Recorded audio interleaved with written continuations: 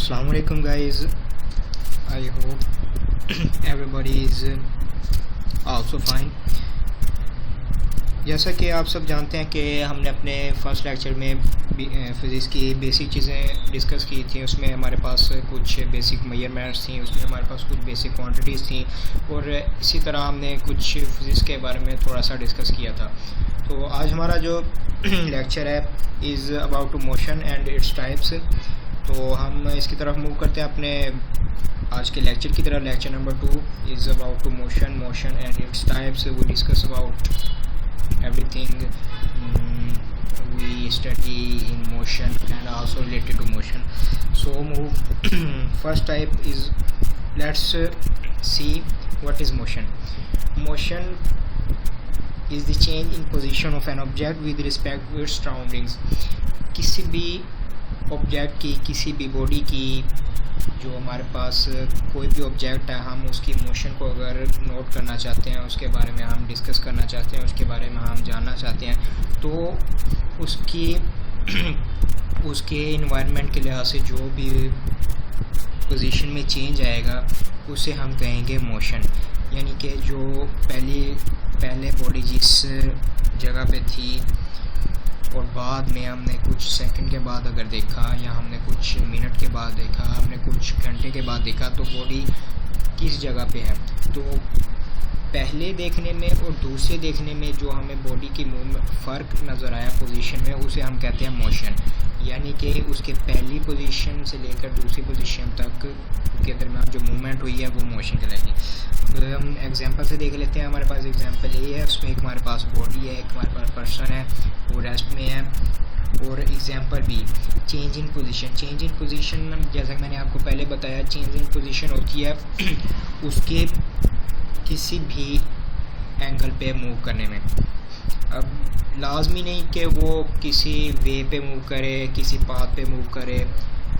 उस ऑब्जेक्ट का, उस बॉडी का कोई भी पार्ट भी मूव अगर कर रहा हो, वो अपनी मेन पोजीशन से वो मूव करे तो वो उसकी मोशन में चेंज आएगा। तो जैसा कि आप आसानी से देख सकते हैं कि बी जो हमारे पास बॉडी है, उसमें एक पर्सन है, वो हैंडसेट यूज़ कर रहा है और उसने अपना हाथ मूव किया। यानी कि वो अपने हाथ को पहले जो उसने बंद किए हुए थे उस पोजीशन से ओपन पोजीशन में ले आया, यानी कि मेन पोजीशन से दूसरी पोजीशन पे ले आया, जो कि उसमें चेंज आया। तो हम मूव करते हैं, आप देखते हैं, आप डिस्कस करते हैं मोशन के टाइप्स को। तो सबसे पहले हमारे पास मोशन की जो मेन बेसिकली टाइप्स हैं वो है random motion, translational motion, rotational motion, oscillatory motion. ये हमारे पास बेसिक टाइप्स हैं मोशन की, जो हम अपने रेगुलर लाइफ में और हम बहुत ज़्यादा इसको एक ऑब्ज़र्व करते हैं। बहुत सारी चीज़ें इन्हीं मोशंस में हमें ऑब्ज़र्व करने में मिलती हैं। तो आगे ट्रांसलेशन मोशन की सब टाइप्स हैं, जैसे कि लीनियर है, कर्वलीनियर है, सर्कुलर मोशन है। ये आगे सब टाइप्स हैं, उसी में से निकली हैं, थोड़ी सी चेंज है। तो लेकिन जो हमारे पास सबसे मेन टाइप है मोशन की, वो है सिर्फ 4 types: random, translational, rotational, oscillatory. So move करते हैं कि मोशन के टाइप्स को देखते हैं, इसके बारे में डिस्कस करते हैं थोड़ा। तो हमारे पास जो सबसे पहली टाइप है मोशन की, वो है random motion, zigzag motion of object. किसी भी ऑब्जेक्ट की जिगजैग मोशन, यानी कि उस ऑब्जेक्ट का हमें पाथ का नहीं पता, उस बॉडी के हमें ये नहीं पता कि वो कहाँ से शुरू होकर किस जगह पे जाके ख़त्म हो रही है। हमें एंडिंग पॉइंट और स्टार्ट पॉइंट का तो पता होगा, लेकिन वो किस तरह मूव करी है, एक सर्कुलर मूव करी है या वो किसी रेक्टेंगल शेप में मूव करी है, वो एक पैरागोन में, इस तरह किसी भी तरह की एक प्रॉपर हमारे पास शेप होती है, उसमें मूव नहीं कर रही, तो उसे हम रैंडम मोशन कहेंगे। जैसे कि आप आसानी से पिक्चर में देख सकते हैं। अब हमारे पास यहाँ पे कुछ हमारे पास मॉलिक्यूल्स हैं, तो वो मॉलिक्यूल्स, उसमें हमें स्टार्ट और फिनिश पॉइंट तो पता है कि यहाँ से स्टार्ट होगी, यहाँ पे एंड हो रही है, लेकिन वो एक बहुत ज़्यादा एक रैंडमली मूव कर रहे हैं, जिसकी वजह से हमें बिल्कुल भी क्लियर नहीं हो रहा कि वो किस तरह तरह किस पाथ पे मूव कर रहे हैं और कहाँ से गुजर कर कहाँ पे जा रहे हैं। तो इस मोशन की इस टाइप को हम रैंडम मोशन कहते हैं।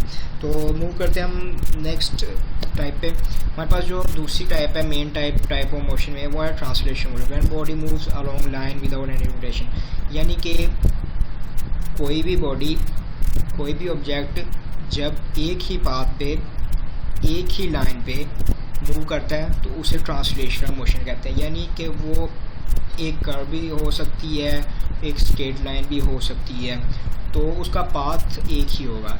ये नहीं हो सकता कि वो उसने एंगल ले लिया या कोई और रेक्टेंगल शेप में वो मूव कर गया। किसी भी तरह ये नहीं हो सकता कि उसने बॉडी ने अपनी पोजीशन को चेंज किया और हम उसे ट्रांसलेशनल मोशन कहते हैं। तो हम यहाँ से एक पिक्चर से देखते हैं। यहाँ पे एक हमारे पास एक बॉडी है जो कि एक थ्रो कर रही है बॉल को अलोंग टू ट्री, यानी कि ट्री की तरफ वो एरो हेड की साइड पे वो उसको थ्रो कर रहा है। तो थ्रो जिस साइड पे वो कर रहा है वो एक स्ट्रेट लाइन है, ना कि वो कोई एंगल है, ना ही वो कोई हमारे पास कोई रेक्टेंगल शेप है, ना हमारे पास कोई ट्रायंगल शेप बन रही है। हमारे पास एक स्ट्रेट लाइन है, तो इसे सिंपली ट्रांसलेशनल मोशन कहते हैं। इसमें कोई इतनी ज़्यादा उलझन वाली बात नहीं है। तो सिंपल ये हमारे पास एक ट्रांसलेशनल मोशन होगी। तो जैसा कि आप साथ वाली पिक्चर में बासानी देख सकते हैं कि हमारे पास कुछ गाड़ियाँ मूव कर रही हैं एक ही पाथ पे, वो कर्व है। तो लाइन में भी स्ट्रेट और कर्व, यानी कि ट्रांसलेशनल मोशन में हमारे पास जो लाइन है वो एक स्ट्रेट भी हो सकती है और वो एक कर्व भी हो सकती है। तो वो थोड़ा सा उन्होंने एंगल लिया है, वो कर्व बन रही है। तो ये भी ट्रांसलेशनल मोशन में ही हम इसे कंसीडर करते हैं। तो हम मूव करते हैं अपनी तीसरी मेन टाइप की तरफ। इसमें जो हमारे पास मेन टाइप ऑफ मोशन में rotational motion, when object moves on its own axis. जब भी कोई ऑब्जेक्ट अपने एक्सिस के गिर्द, अपने एक्सिस के अराउंड मूव करता है तो हम उसे रोटेशनल मोशन कहते हैं। तो हम यहाँ से एग्जांपल देख लेते हैं। यहाँ पे हमारे पास एक डिस्क है जिसका मैस m है, रेडियस r है और वो अपने एक्सिस के अराउंड मूव कर रही है। तो कहने का ये मतलब है, समझाने का ये मतलब है कि एक रॉड है हमारे पास, रॉड जो ऑब्जेक्ट है, और एक बॉडी है हमारे पास, एक्सपेरिमेंटल बॉडी यानी डिस्क का नेम दिया जिसे हमने। तो वो रॉड के अराउंड मूव करी है, यानी कि जो रॉड है वो उसका एक्सिस है, वो उसके एक्सिस के ही अराउंड मूव करेगी, ना कि वो वहाँ से थोड़ा सा बाहर मूव करेगी, ना ही वो अपनी पोजीशन को वहाँ से मोशन को चेंज कर सकती, ना ही वो बॉडी वहाँ से अपनी रोटेशनल मोशन को चेंज कर सकती है किसी रेक्टेंगल में या रैंडमली, किसी तरह भी ये पॉसिबल नहीं है। तो डिस्क जो है वो राउंड ही मूव करेगी उसके अपने एक्सिस के। तो हम मूव करते हैं अपनी मोशन की लास्ट और फोर्थ टाइप पे, जिसका नाम है ऑक्सीलेटरी मोशन। हमारे पास oscillatory motion is known as to and fro motion of body, यानी कि टू और फ्रो का मतलब है कि एक जानिब से दूसरी जानिब। अब जैसे हमारे पास एक पेंडुलम है, वो पेंडुलम मुसलसल क्लॉकवाइज घूमता रहता है, वो रुकता नहीं है, यानी कि एक जगह से दूसरी जगह तक मुसलसल वो मूवमेंट में हमेशा रहता है, ना कि वो रुक जाता है। अब हम साथ वाली पिक में से बासानी देख सकते हैं कि एक ओ पॉइंट है जहाँ पे हमारे पास एक बॉल का मेन पोजीशन है। मेन पोजीशन से वो ए की तरफ भी मूव कर रही है, वो बी की तरफ भी मूव कर रही है, और वो रेगुलर मूव कर रही है, ना कि वो ए से बी के दरमियान कहीं रुक जाती है, ना ही वो ओ से ए के दरमियान रुकती है, यानी कि इसमें वो मुसलसल मूव कर रही है। तो इसमें कुछ बच्चे ऐसे थोड़ा सा परेशान हो जाते हैं कि हमने मोशन में भी ये देखा कि उसकी एक पोजीशन से दूसरी पोजीशन में चेंज को हम मोशन कहते हैं, लेकिन वो बॉडी वहाँ पे जाके रुक जाती है, या तो रुक जाती है या वहाँ से थोड़ा सा आगे और चली जाती है, वहाँ पे रुक जाती है, या थोड़ा सा वो अपना किसी तरह और पोजीशन को चेंज करके थोड़ी देर के लिए रुक जाती है। तो लेकिन ऑक्सीलेटरी मोशन में जो मोशन कर रही है बॉडी, जो भी मूवमेंट कर रही है बॉडी या जो भी हमारे पास ऑब्जेक्ट है वो मुसलसल एक अपनी मेन पोजीशन से दूसरे पॉइंट की तरफ मूव करता रहेगा, वो रुकेगा नहीं। तो ये सिंपल सा, इसमें कोई ना ज़्यादा घूमने वाली बात नहीं है और ना ही कोई इसमें कॉन्सेप्चुअल चीज़ है जो ये मुश्किल हमें थोड़ा सा टफ लगे। तो हमारे पास ये लास्ट टाइप की मोशन की, तो हमने इसकी बेसिक टाइप्स रीड कर ली हैं जो हमारे पास बेस प्रोवाइड करती हैं आगे हमें मोशन को डिस्कस करने के लिए, मोशन के बारे में थोड़ा सा जानने के लिए। तो हम मूव करते हैं इसकी सब टाइप की तरफ, जो कि ट्रांसलेशन मोशन की सब टाइप है। सबसे पहले हमारे पास टाइप है रेक्टिलिनियर मोशन। तो रेक्टिलिनियर मोशन की तरफ मूव करते हैं, तो इसमें सबसे पहले है मोशन इन स्ट्रेट लाइन। जैसे कि मैंने आपको कहा था, ट्रांसलेशन मोशन कर्व में भी हो सकती है और एक स्ट्रेट पाथ में भी हो सकता है, और इसकी सब टाइप में उन्होंने इसे थोड़ा सा सेपरेट कर दिया, यानी वहाँ पे उन्होंने थोड़ा सा मर्ज करके वहाँ पे डिफाइन किया हुआ था, यहाँ पे सब टाइप में उसे सेपरेट कर दिया, यानी कि rectilinear motion. Rectilinear motion linear, जैसे कि लीनियर वर्ड आपको थोड़ा सा एक व्यू दे देता है, एक आइडिया दे देता है कि लीनियर यानी कि एक ही पाथ, एक ही स्ट्रेट लाइन, ना कि कोई रेक्टेंगल, कोई शेप, कोई कुछ भी ट्रायंगल वगैरह।